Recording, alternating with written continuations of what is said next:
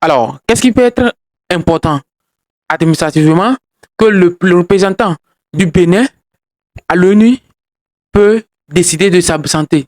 Le jour où on devait voter l'une des plus grandes lois, l'une des plus grandes résolutions pour l'Afrique.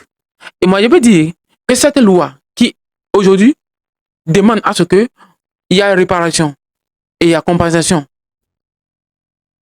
envers les esclaves qui ont été déportés, les familles d'esclaves qui ont été déportées vers les Amériques. En quoi le Bénin, quelle est la tâche qui a pris, et qui a été préoccupant pour que le représentant du Bénin ne soit pas présent. Si tu es nouveau sur la chaîne, abonne-toi et surtout partage la vidéo, likez pour que beaucoup de personnes sont sur la vidéo. Alors, je vous rappelle, la semaine dernière, l'ONU a adopté une résolution. 123 pays ont voté pour adopter et pour faire figurer la traite négrière comme le crime jamais commis dans l'histoire. Et ça a été adopté. Ce projet a été porté et rédigé par le leader, par le Ghana, le pays de Kwame Nkrumah.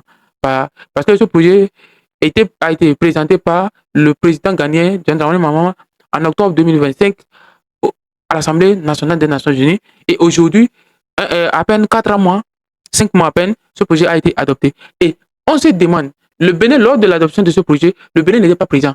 Mais on se demande pourquoi le Bénin n'était pas présent. Beaucoup de personnes, beaucoup d'internautes se demandent pourquoi le Bénin n'était pas présent. Parce que le Bénin fut l'une des grandes carrefours de l'esclavage de l'Afrique vers l'Atlantique. À Ouida, à Cotonou et à Porto Nouveau, il y a eu beaucoup de comptoirs qui faisaient quoi? Qui étaient la destination finale des esclaves et l'embarcation vers les Amériques sur le continent africain. La question que tout le monde se pose, pourquoi le monsieur a été absent? Et on se demande, comment appelle-t-on? L'explication qu'a donné le gouvernement béninois est que le ministre des Affaires étrangères et le candidat sortant, bientôt qui sera élu président sans difficulté, il a expliqué que le représentant du Bénin était préoccupé administrativement. Et voilà ce qui est préoccupant.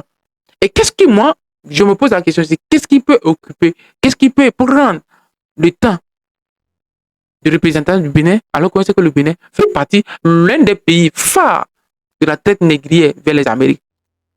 Le port de Ouida, au Sénégal, au Bénin, en Côte d'Ivoire, et comment appelle-t-on, au Ghana, au Togo.